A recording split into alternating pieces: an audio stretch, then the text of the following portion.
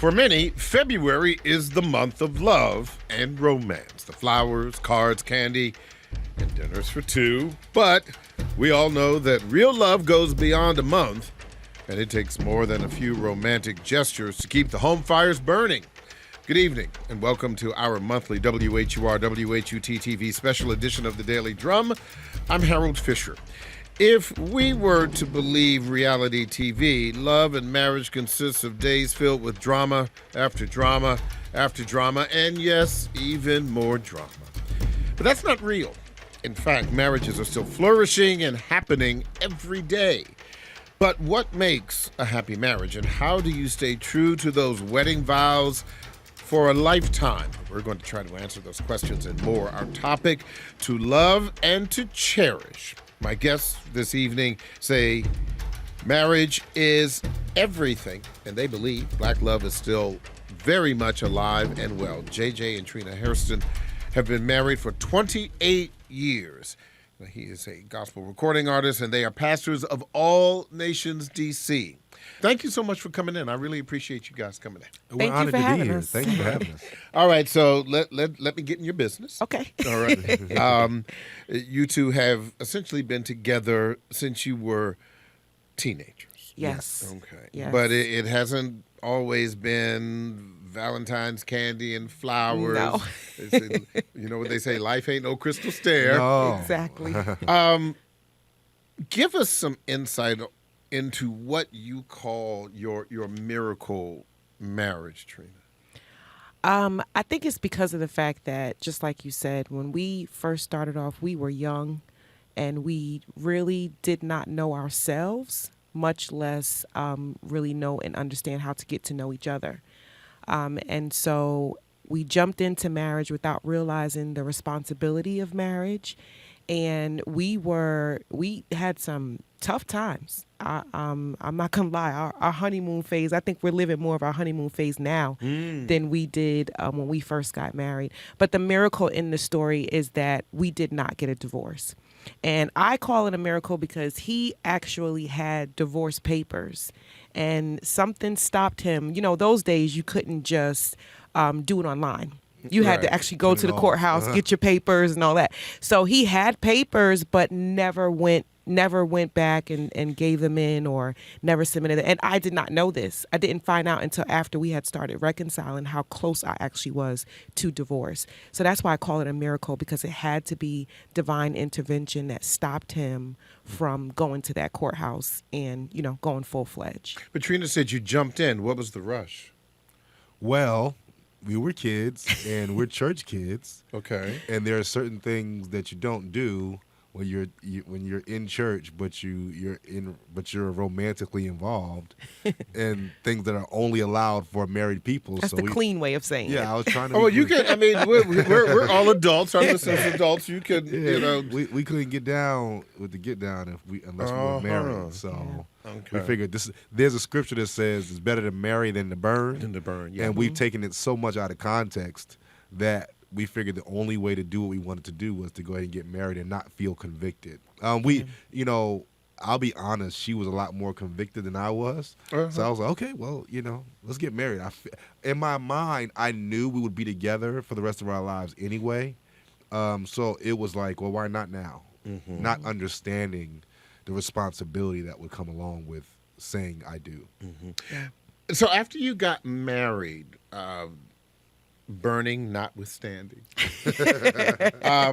when, Trina, did you know, after it was consummated and you had a chance to do all the things that under your faith doctrine allows you to do, when you looked at him as a man, when did you really know that you were in love and this was the right thing for you to do? I always felt that he was the right one for me. I never doubted it. Yes, there were times where I was upset, I was angry, and I'm thinking, is this going to work out long term? But I feel like I've always kind of been like a settled person. I was never a very fast person who wanted to date multiple people all that. No, I just, not that I'm perfect. No I'm not way. saying I'm perfect. I'm just saying that it just wasn't my personality. My parents have been married for I think 60 something years now. I've always been around settled marriages or settled relationships. So my idea going into this is, if we're going to be dating, this must be something long term. And I was thinking like that as a child. If I'm going into this, this must be something that's long term. He was such a passionate person about everything he did. He was very career focused. He had a plan. He was always a person who had a plan. And I felt secure. I felt like this is something that, he's looking 5-10 years down the line, and he has a plan.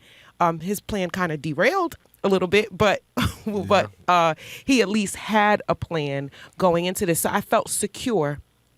All those things that you look for in the beginning of a relationship, I felt like he had those components. And even if he was not perfect, at least he had a conviction about what he was doing. Like if he messed up, he knew it.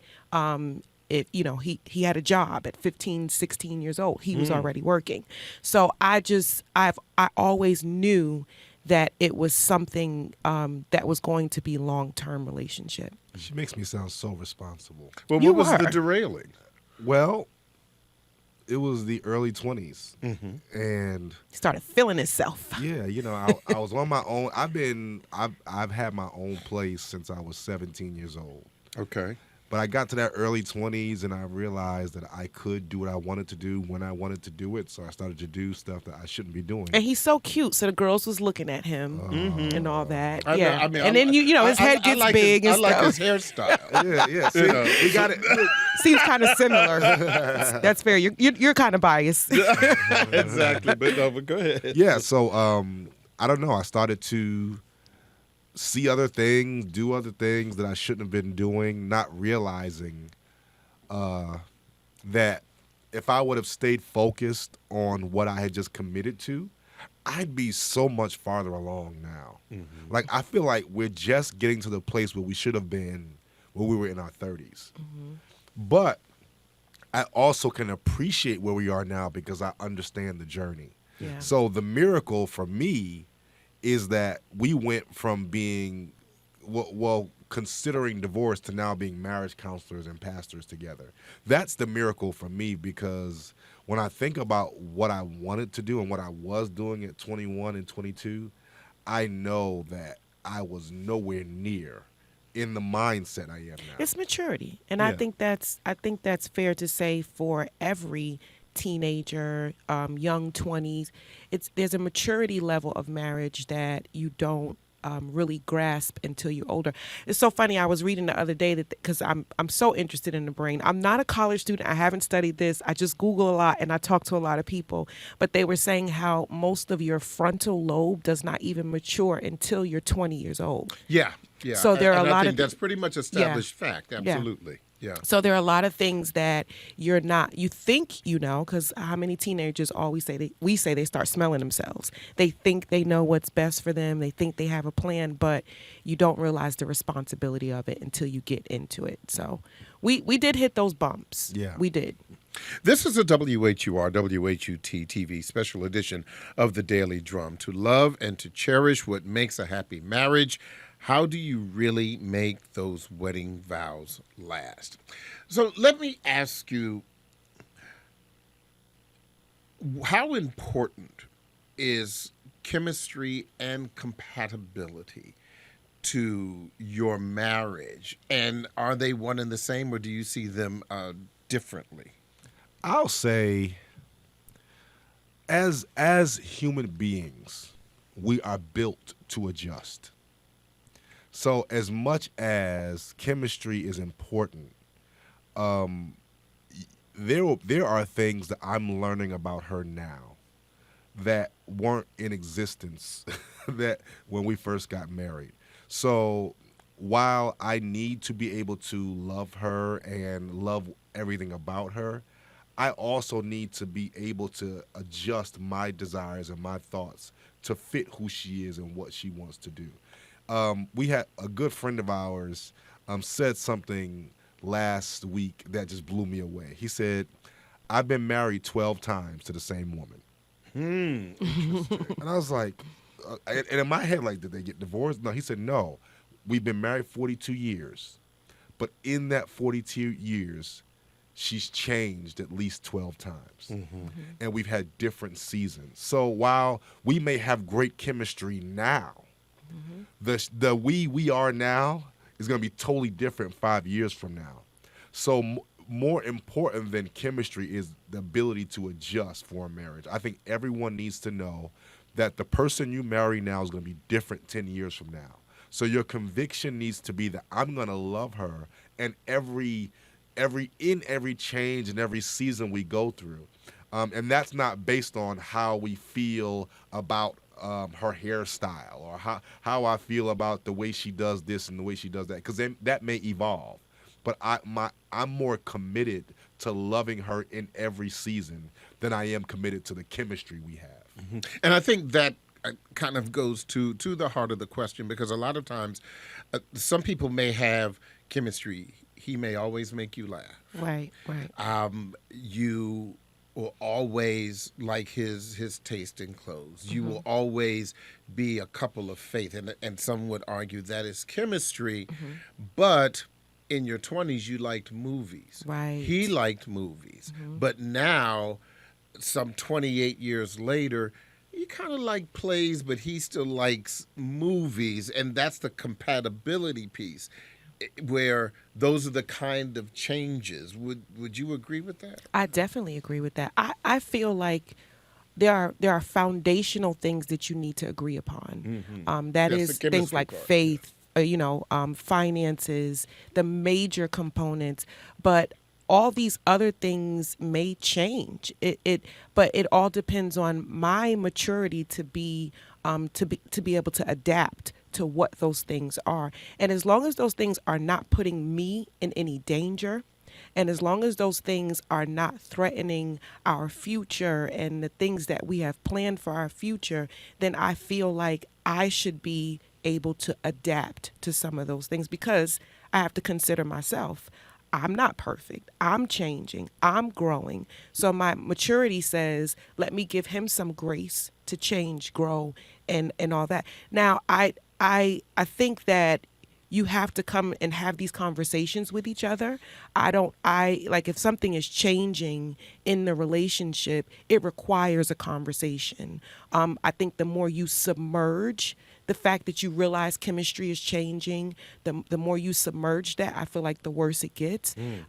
You have to be truthful and honest with your partner and telling them what's off, and prayerfully they'll be willing to adapt to those things and make those changes along with you. But I think it all starts with the conversation.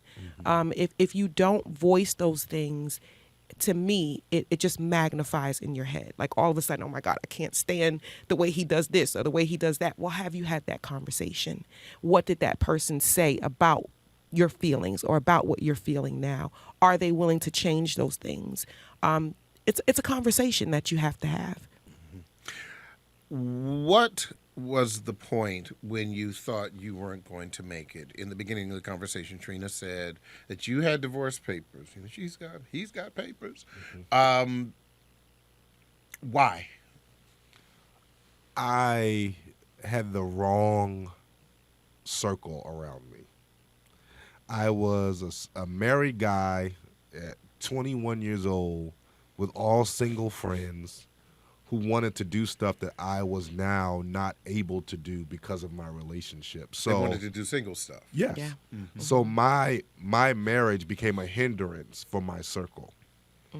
And just totally being honest, because I didn't value something that was so new in the way I should, what was familiar became more valuable than this new relationship and this new responsibility I had. It wasn't until much later I understood the value of my marriage. It was much more than just an obligation. Initially, after our ability to consummate, our marriage was just an obligation for me. I didn't see it as help. I didn't see it as something that was beneficial for my future. I just saw it as something that was stopping me from doing the things I wanted to do. And because of that, It was like, well, let me end this so I can be free to do this other stuff. Not realizing that my marriage was giving me a level of freedom that I hadn't even asked for. But now I understand it. And because of that, I am more dedicated in love with this woman than I have been all my life. And I'm we've been cheesing. Yes, I was about to comment, You but can't I see wasn't me, going to but I'm interrupt blushing you. over here. Yeah, I noticed that. That's wonderful to see. But please, Yeah, continue. after 28 years, she alluded to this. We're more newlyweds now than we've ever been in our lives. Why do you think that is? Because I know her. And I didn't know her before. I knew what I wanted, and I knew what was possible, but I didn't know her. So I married her for all the right reasons around her, but I didn't marry her for her. But now that I know who she is, like there's things that have changed, and she's evolved in ways that are really beautiful. And Such as? like she's much more outspoken than she's ever been. She used to hide behind people and things and her other relationships and even being a daughter of great pastors. But now I'm seeing her in this very beautiful way where she's vocal. There's and, levels to me. yeah. See, But see, that's what I say. I never put all of my cards out on the table. I think some people get married and this may not be the right thing to say, but I think sometimes people get married and I don't know. I feel like they just lay everything out all at once. I was very reserved, and I think I still am in some regards. So there's still a learning process. I'm always going to keep him learning me. I'm Yeah. always going to keep him learning who I am. Not in a bad way, but it's in a good way because we're continuously exploring each other. And I think I thank God that that's the way our life has been going, is that even in our work, in ministry, there's always another level to build upon, always. And I maybe it's just part of my personality, but I think that's why I can still have butterflies when he touches me in certain ways, or, things like that, because there's always something else to explore. And I think all women carry that. I think we all carry a level of we want to be sought after. We want to be chased. We want you to explore who we are. And so I feel like that's what's kept us in love, and that's what's kept us building upon what we have. This is a WHUR, WHUT TV special edition of the Daily Drum. To love and to cherish what makes a happy marriage, and how do you really make those wedding vows last? Through that storm that he spoke about earlier in your 20s, what was the turning point for you? That's a very, very good question. I think the turning point was I had to, and this is going to sound strange, even though we were married, we were, I don't know, maybe 7-8 years in at that point, I stopped looking at him as my husband, and I just started being his friend. Because there were certain responsibilities that I needed him to take care of as a husband, that, as he just said, he was running from responsibility. He was running from the weight of it. And because of that, he and I were great friends. And so I felt like, well, if I can just get my friend back, then we can build upon that. So instead of arguing with him, where were you at last night? Why you didn't come home? Instead of doing all that, I was just like, it's good. I'm good. I'm fine. I'm not even going to fuss at him, because then he's going to start looking at me like his mother or someone who's trying to control him. And I didn't want that. I just wanted my friend. So I allowed him to be raw with me. Tell me I knew some of the things that he was doing with these single friends that as a wife, I would not have been able to receive.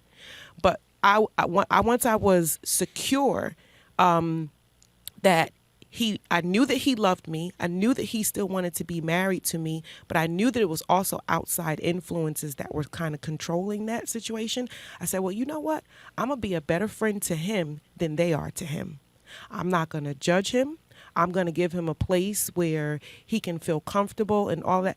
And like I said, I'm not even sure that this was the right thing for me to do, but it worked for me. And when I say I'm not sure it's the right thing for me to do, because so many times you can look at that and you can say, well, you're going to allow people to take advantage of you. You're going to allow people, or you're going to allow this man to walk over you. I'm not sure that that was the right thing to do coming from that perspective. But in my mind, I felt like I had to do what I needed to do to get my friend back, get him to be honest with me. Okay, you didn't come home. Tell me where you were. I'm not going to judge you. I'm not going to yell at you. It is what it is. I can't change it. It is what it is. And so when I saw that he was receiving that, when I saw that I became like a welcoming pad for him, and and we started having less arguments, we started getting along better. It just made for a happier place for him to be. A safe place to land. Safe place to land. And that, I feel like that's what I became. And that was the turning point when I saw that there was no more rejection. Because at first it was all arguments. And when I saw that he wasn't rejecting my phone calls anymore because he knew that I was not going to argue with him or anything like that, I said, okay, I got him. And sure enough, I got him. You're a high-profile couple now. Yeah. What impact do you believe outside forces have on the success or failure of your marriage? Jeez. Now, Yes. I really believe there's nothing that could happen from outside of our marriage now that would affect us. But everybody's watching. I think because fortunately, all of our struggles happened before social media. Thank you, Jesus. So We didn't even have MySpace. no, we then. haven't. So we've been protected in that regard. But now, because we've learned how to control what we allow in our marriage, there's nothing that could come from the outside. If anything happened to us, it'll be because of us, not because of anyone around us. Yeah, we've changed our. There's groups and association circles Yeah. that we won't run with. Yeah. I don't care what the invitation is. I won't run with it because I see what happens to people when they've been in those circles. I've seen what happened to marriages and relationships when you run with certain circles. You got to place a hedge around what's important. You're talking about cherish something. When you cherish something, let's say you went to a basketball game and LeBron signed your basketball game, signed your basketball. You put that basketball in a case. You put it up on a protect it. shelf. You protect it. You don't let people touch it. You don't let they could look at it, but they can't touch it. And that's the way you have to do with your marriage. There's a certain amount of protection that you have to put around it, because you know that if it gets into too many hands, it loses its value. I mean, we've even set up certain safeguards when I have to travel. Yeah. Like my management knows, even the promoters know. After I finish, I need to go right back to the hotel. I want the first flight out back home the next day. And we stay on FaceTime. Yeah, and we stay on sleep. FaceTime the whole night. Yeah. Like, there's certain things we've known, like we've built as part of our culture of our marriage. It's not even because we don't trust each other. It's just the culture of our relationship that we've built over time that protects us from stuff happening from the outside. Yeah. Yeah.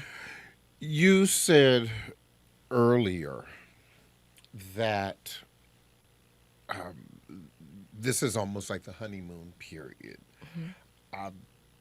Talk to me about that. Is this moment the best time? Definitely. Definitely so. It's the best time and the most stressful time at the same time. Yeah. Yeah. Because we're working together, we're making moves together. So because of that, we have opposing opinions at times. When we first started, she was working, I was working. She was making more money than me and all that. Roles switched somewhat. So in the middle, I became like the sole provider and all that. But now we're in this season where we're both, even though I travel and do stuff musically, pastorally, we have the same level of influence and input. And because of that, I have to be able to accept her opinion as valid, and I can't supersede her in thought. So it's like, even though we're in a honeymoon phase, we're also in this co-building stage. Mm-hmm. What do you mean by that? Like we're building together. We're building church ministry together. I see. And Yeah. so all of that makes it more stressful, but I also think that makes us appreciate each other more. Yeah. And it even it makes us value our time where we're not building together. And we didn't have that before because we weren't doing stuff together. So when I came home from work, it's like, hey, it's all about me. But now it's like we have to show each other affection because we're both working hard and we're both making these moves. So she needs the feet rubs like I do. Like these, it's a different season, and I really am grateful for it. Yeah. Best time for you? Absolutely. Best time for me because, like I said, I go back to that discovering piece where we're still discovering each other. We're seeing new sides.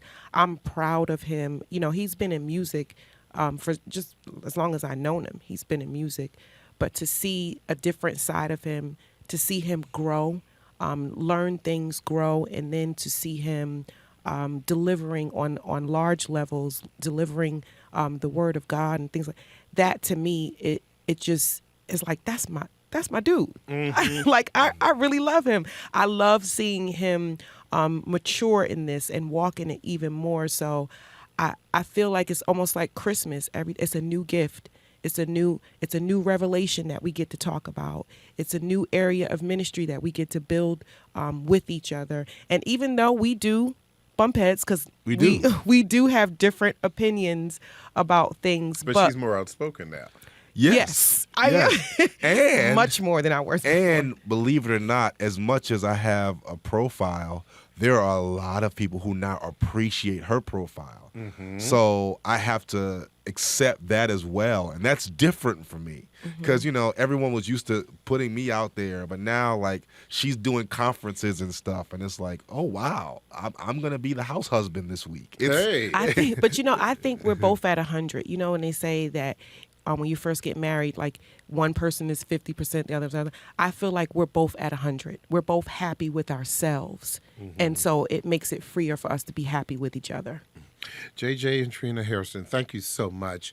We're going to continue this conversation in a bit, but we're going to take a quick break. And when we come back, we'll continue with this WHUR WHUT TV special edition of The Daily Drum, To Love and to Cherish, What Makes a Happy Marriage, and Till Drama Do Us Part, how do we really make those wedding vows last?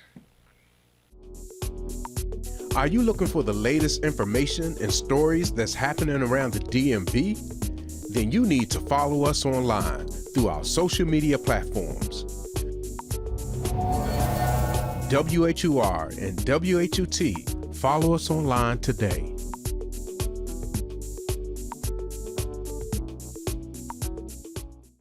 Welcome back to this WHUR WHUT TV special edition of The Daily Drum, To Love and to Cherish, What Makes a Happy Marriage. How do you really make those wedding vows last? I'm Harold Fisher.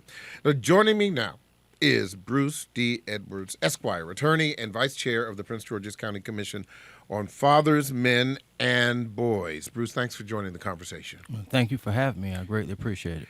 Let's first talk about the work you're doing with boys and healthy relationships. How did that come about? Just being a child welfare advocate, just being able to represent children throughout the state of Maryland in the foster care system, but most importantly, through a lot of the youth programs that I mentor youth with, we're looking at them on the backwards in regards to reactionary basis, in regards to trauma having already occurred. But then we started strategizing to say, what's going to be more of a preventative measure, a proactive measure to put youth in the right place, particularly our young men. Having taught in the prison now for like 4 years, I see so much potential there. And many of the young men who sit in my prison class would tell you, hey, I really went awry, I should say, during my teen years. There were no outlets for me. There were no fundamental principles being taught to me. There were no men who actually breathed life into me, spoke life over my situation. So we approach every mentoring aspect with what we do, whether it's with the Prince George's County Commission on Fathers, Men, and Boys, with my fraternity, Kappa Alpha Psi, and the Kappa League. We really have to build these young men up, help them in their maturation process to know who they are, embrace self-identity as well as self-discipline so that they can become husbands, fathers, and most importantly, good community patrons. I appreciate you mentioning the greatest fraternity on the planet, by the way. And so obviously you are sharing with these boys and young men a variety of things. But as it relates to healthy relationships, what kind of conversations, what kind of work are you doing with them? We really want them to tap into walking in the spirit of confidence. Also being able to identify if something is troubling them. It's okay not to be okay. Understanding that they have outlets. They also have folks that they can talk to, that they can lean on. And most importantly, being able to disclose whether or not something has occurred and to event a repetitive action. And so many of them move from a sense of trying to handle their indiscretions, but also their insecurities. That's a continuum we often deal with. A lot of men don't know how to express their insecurities. They feel as though they need to be equipped with everything, that they should be empowered with having to know it all. And what you will have is that when those insecurities get exposed, it results in a measure of anger. Then they're dealing with the consequences of that anger. And I often tell them, you either try to hold yourself accountable and discipline yourself, or society has places that will do that for you. And so as a preventative measure, we get them to try to talk things out, try to understand their feelings, process their feelings, and most importantly, channel their emotions. When it comes to dealing with those romantic and intimate relationships, what kind of conversations do you have? Do you talk to them about those relationships that they are having? Yes, just over this weekend, as Valentine's Day is approaching, many have often teetered that conversation, both of myself and with some other mentors within my various programs. And really it centers around having to do with the possibility of rejection. How do I... Really? Yeah. Yeah, that is a fascinating thing.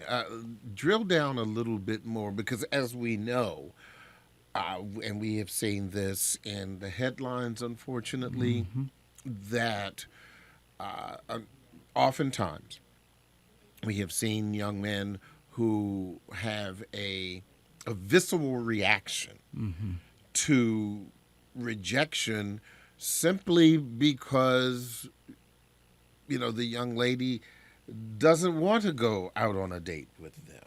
Talk to me a little bit about that. I think that's really important. It is, because one thing I try to deal with young men on is really the spirit of being honest with where you're at in your situation, being honest about the overall situation when you encounter a young lady. When I start asking exploratory questions, well, how well do you know her? Are you friends with her? Trying to narrow down the scope of everything. How did you get to know her? What are her interests? Does she want to go to college? What does her folks do? How often do you speak with her? Are you in any classes with her? Many can't answer those questions. They're often infatuated with just by her appearance. I said, that's part of it, but you also have to be able to have a conversation. You learn a lot through people, just being able to converse with them. Then we try to narrow that down. Then they understand, hey, I have some more homework to do. And then they understand, how do I really ready myself for the overall approach? I said, when you become friends with them, you can kind of really narrow the scope in regards to being able to estimate where this situation can actually evolve into. And then you would realize, once you know more about them, your level of confidence kind of increases in regards to your ability to approach them. And then when you realize that, hey, even if it doesn't go in my way, it may in fact still work out for my good, even if I don't reach the ultimate result that I wanted. We can still be friends because we first took the time out to become friends. That is so important, because, and by the way, JJ and Trina Hairston are still in studio with us. And I want to pick up on that point, because during our earlier conversation, Trina specifically spoke about the friendship in your marriage. Right. What are you hearing when Bruce is discussing, even in the youngest of potential couples, because they're not couples, we're talking about potentially developing those relationships? How important is it to be friends, to just like them, not because you're pretty, but because you like the person? I think it's crucial. That friendship relationship to me is the foundation for what will become a more mature or even romantic or even lead into a marriage. I feel like you get to know the person. I would like couples or even just younger people to slow down and just get to understand almost like the psychology of each other.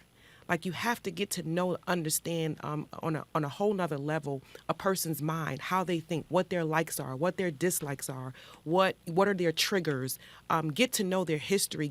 And then from there, I feel like you can build on something. But I think we put so much pressure into the chemistry. Whether or not we feel like this person is going to be, it's going to be good to have this person with us, even for social media views, because I've seen a lot of people get in a relationship because it looks good on social media, or if they feel like they'll have the chemistry in bed. That's to me, that's the way young people are entering into a relationship now, and they're missing out on their friend. They're missing out on what kind of person this is. Who did that person's mother raise? That's who I want to get to know. Yeah. I want to know who you were when you were 12, 13, 14, because then that's going to show me a pattern of who you're going to be in your later life. Internet eye candy. Yeah. Right. Having somebody on your arm, Right. even if it's Or on what their social physical appearance looks like, all Yeah, of that. that you can Yeah. match clothes with. And, Yeah. I'll say this, on top of that, to add to what we said earlier about what's keeping us fresh now, none of it is external. Yeah. The things that we're learning about each other internally is what's making us more attracted to each other. So I think if we would start to focus more on the internal things and, just what do I love about her besides what I see, like what you alluded to, I think our relationships will last longer. But right now, it seems as if everything is just on views and how everything looks. But that's at 28 years of marriage, that's easy to say now. Sure. But you two were in the same position that Bruce Sure. is talking about with the mentoring of. These are teenagers, are they not? Correct. Yeah. You two met as teenagers. You say slow down. He was like, let's hurry up. Right. So to their point, Bruce, how can you get them to slow down and have the mindset of 40-somethings? Have the mindset of 40-somethings when they are still teenagers. How do you give them that maturity injection as it relates to relationships? The number one thing we really try to institute and reiterate is the power of their purpose, knowing their purpose. Explain that. What I often share with young people, I often teach through a lot of affirmations. And I try to tell folks, I say, if it's not consistent with your purpose, it's a distraction. Wow. And so that's one thing that they have to you have to be reminded of who you are. Don't look for other folks to validate you or to compliment you. You need to know who you are, what you bring to the table, and move forward with a spirit of confidence and most importantly, a spirit of power and recognition in terms of where you want God to take you. And I think if you're reminded about that, basically life is just a puzzle. How are all of these pieces, all of these occurrences, all of these decisions fitting within the puzzle of my purpose? Then you will slow down. Then you will have patience. Then you can refocus in regards to what really matters.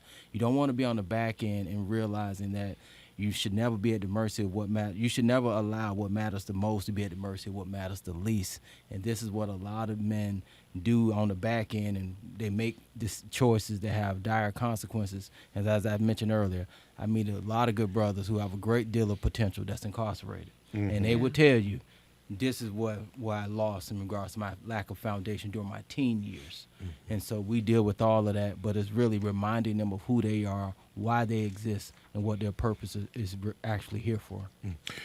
This is a WHUR, WHUT TV special edition of the Daily Drum, to love and to cherish what makes a marriage work.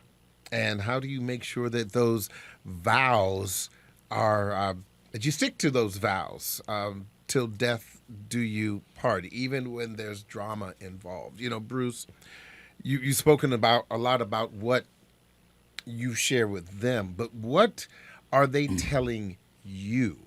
What are the things that they understand that are right and or wrong about those intimate romantic relationships? That's excellent. Really, we learn so much from these young men just by listening. They having a platform to bounce ideas off of us, and you would often see that things are moving much faster now. Their questions, their thoughts, their sense of entitlement, this level of just being entitled but not really having a sense of gratitude in regards to the things that they often take for granted. So really what we're seeing is that their ability to have to refocus, and really it's a thirst for the wrong type of attention. And really we see that with a lot of young men getting involved with relationships, not figuring out who they are, but thinking that it's going to validate them. And I see a lot of young men partner with young women just for the attention from other guys who they really want to be elevated in front of. So they'll say they want to date her, not necessarily because they like her, but because of the attention that they can get from others. It would enlarge, correct. It would enlarge their overall social circle, give them more insight to be accepted by other guys who they want to be accepted by, And so, again, the dangers of this false sense of validation, the dangers of the trappings of wanting to be affirmed by the wrong circle. And then what it does is actually makes your process longer. It prolongs your adolescence. And so those are some of the things that we often try to institute to redirect these young men towards a high calling of their overall self-purpose. Trina and JJ, you do relationship counseling. I'm sure you have some kind of relationship ministry at the church. Sure. Talk to me, JJ, if you can, about that in relation to what you're hearing Bruce explain. What are you doing there? Well, I'll say this. Before we even had to do it at the church, I have a son. And my son... How old is he now? He's 26 now. Okay. He's been married for 2 years. He started dating his girlfriend, now wife, when they were like 16 years old. Sounds familiar. Yeah, exactly. Right. History repeats itself. So what I've learned is a lot of the things that I wish I had a father around to teach me, I've been able to give to him. But then after that, now I've started to think about some of the things I've taught him, and we're giving that to some of the couples we talk to at the church. So it's so important that we have people like Bruce who can talk to the men about relationships, because that's what was missing for me. Yeah. All I had was the circle around me. I didn't have anyone to really give me an impartation of wisdom. So what we've tried to do is share our experiences, not just the good, but the bad, with some of the younger couples and even those who are now together and experiencing issues. Because most of the time, a lot of people need to hear that you can come out of this. This can get better. And we didn't necessarily have that when we were going through, but now that we're on the other side of it, we try to give that wisdom to some of the couples that we're mentoring at the church. But I think we see some of what he's experienced too. Like most of the people who we talk to and have to coach or maybe even counsel through some of these things are issues stemming from their childhood. Yeah. Things that they've never dealt with, like rejection and unfortunately, we have like a lot of issues of molestation and people taking advantage of people. And because they, didn't have counseling and everything readily available at a younger age, it is now showing up in an older age where they're not as trusting as they once were before, or something like that, because someone has broken trust in their life. So I think what he's doing is so critical for our future, and maybe we'll see a break if we can start to heal the wounds of our young people now. Yeah. By the time they get to the age where they're ready to start a relationship, those doors would have been closed. But people are going in with fresh wounds, and they're getting into a marriage or even to a relationship with fresh wounds that they're not healed from, and it's causing a problem in them moving on with their lives. And certainly those are some of the more severe examples, the wounds. But as it relates to attitudes toward relationships, Bruce has been talking with boys and young men. I'm assuming you deal with young women a lot. Sure. What is it outside of the wounds and the trauma?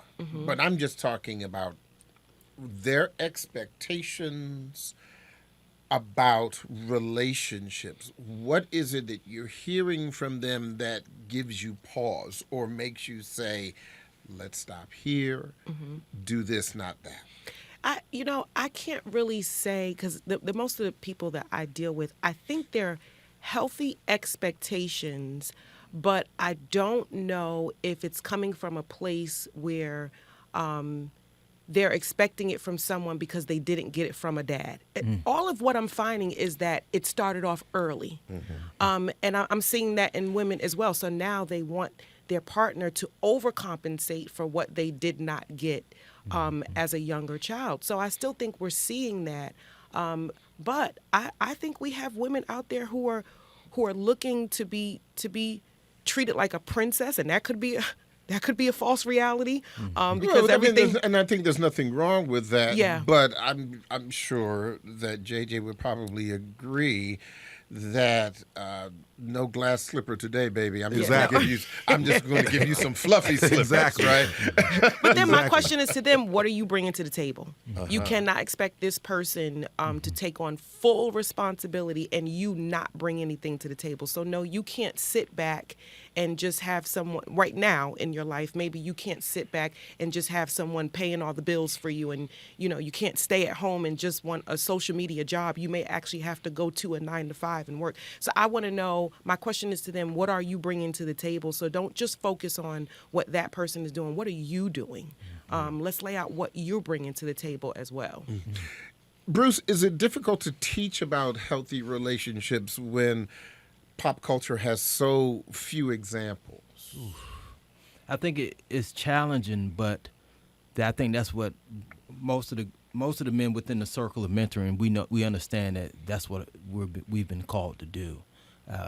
You have to, and most importantly, you really want to effectuate the change that you want to see. You got to make sure you're living it. I tell men, your words have to line up with your works.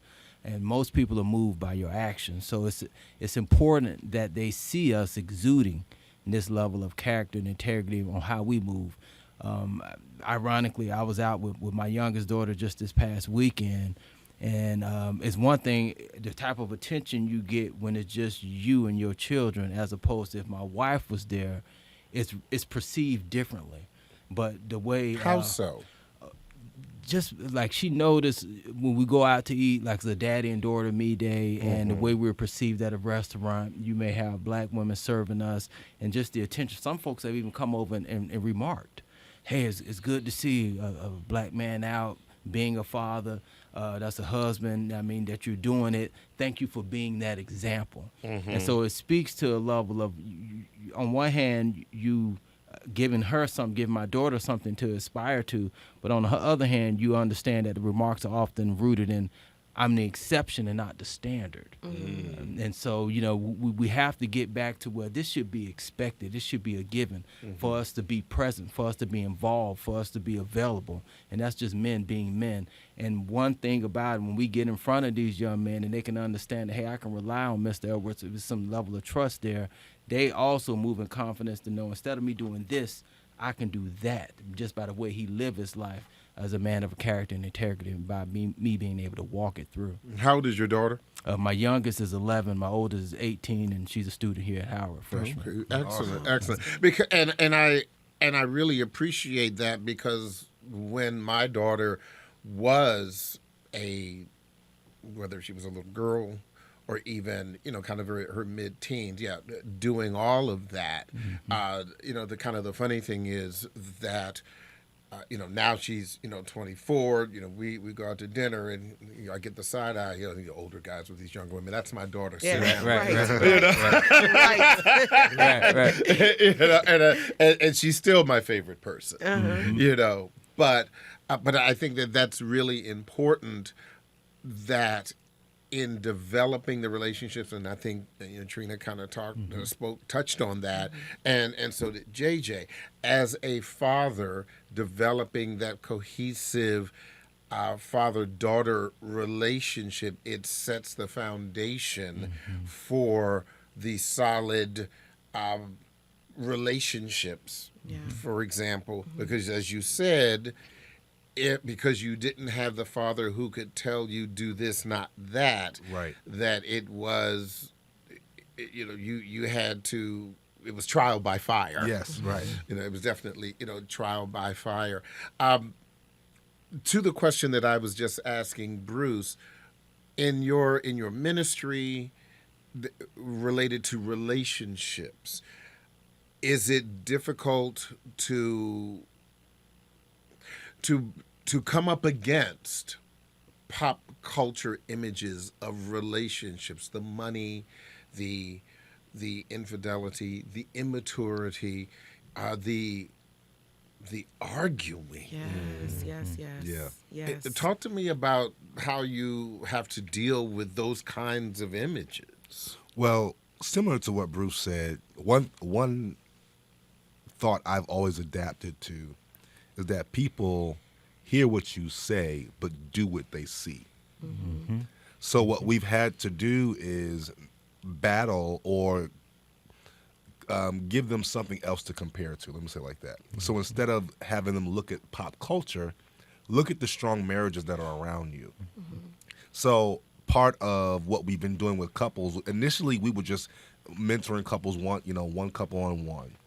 But now we have a group of married couples that come together on a monthly basis and just kind of talk through, like with curriculum, but talk through some of the stuff that marriages face. Because in that room, we have the couple that's been married 42 years. And then we also have the couple that's only been married 8 months. So you're able to learn from other couples that you're not isolated in what you're experiencing.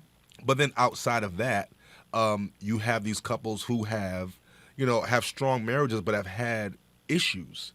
So if you can see that, I'm not alone, I can go through this and we can still make this work, then you don't look to the pop culture and say, if you argue, that means divorce is next. Because that's what you see. You see this couple, somebody you really look to as a great couple, all of a sudden you see an Instagram post and say they're getting divorced. Right. So that becomes the norm. So what we're trying to do with this ministry is present a different norm. Yeah. I think we have to show them, too, what those statistics are. Because what I'm finding is, and maybe this is just, I don't know if it's just a DMV thing, because remember, we're from Connecticut. Right. So I think it's a different demographic here is what I'm finding is they want hardcore facts. Open up the book and show me, give me statistics, show me what's lasting, show me what's not working. So I think for us, what has been helpful is to show them what's not working. History always has a way of repeating itself. And so we've seen these marriages in Hollywood and all this. We've seen how this goes, the lights, camera, all that, but then what's happening behind closed doors. And so we trying to teach them, don't get wrapped up in what you see, but like he's saying, offer them a different perspective and let them know you got to be different. You can't go with the trend. You can't always go with what you're seeing on TV. You have to be different. And we're teaching them how to establish their own culture, establish their own environment, and not to be so easily influenced. But it is difficult. It is because it's everywhere. Influence is everywhere, so it is difficult. We did not talk about your marriage, Bruce. I'm going to get into your business just a bit. You've been married for how long? 18 years. 18 years. What have you learned? Do I need another hour? No, you learn a lot about yourself. You learn the spirit of patience. You understand that your greatest gift and your greatest asset is time. With time, you make memories. And with that, you take every moment you have. You just really admire that moment, and you just really continue to nourish that moment. Ironically, my wife is also an attorney, and so when we started out, it was a lot of speculation as to how this union would work. At the time, it was kind of atypical. Hey, well, you like an alpha male, and you all are going to be debating, arguing all the time, and it was actually none of that, because we understood, most importantly, who we were. We understood our own level of personal conviction, and most importantly, We understood our individuality in regards to our purpose and as to why we were here. We took the time out to get to know one another. We understood that, we were not trying to define ourselves through each other. And most importantly, we was on the same wavelength. We was, as they would say, equally yoked in terms of how we entered marriage. And that was sustaining and fulfilling for us. Sounds familiar. Yeah, Wasn't it? very much so. Very much so. What have you learned, JJ? I've learned that I have the ability to grow instead of decline. Okay. I think that when I was younger, I thought I would hit this age and then that's it. And now we're here in our 40s, and it's like, oh, I have much more to go, and I could grow and I could become. And I'm so excited that I'm partnered with somebody who is also becoming. Trina, I'll let you have the final word. What have you learned? Patience. I don't want what happens fast. I want what takes time to mature, and I'm changing that. In my older age, I'm changing that it's worth the wait. How about that? Yeah. The definition of what makes a successful marriage expanded exponentially over the past 30 years or so. That's about how long ago JJ and Trina first started dating. Well, the pressure to stay together is greater than it has ever been. The options that exist for couples to split are plentiful. So why bother? Well, the one thing that is consistent for marriage is love in its many evolving forms. Is love enough? We would hope so. So if you're married and in love, keep working on it. It's worth it. That is the Daily Drum. I'm Harold Fisher. Good night. This program was produced by WHUT and made possible by contributions from viewers like you. For more information on this program or any other program, please visit our website at WHUT.org. Thank you.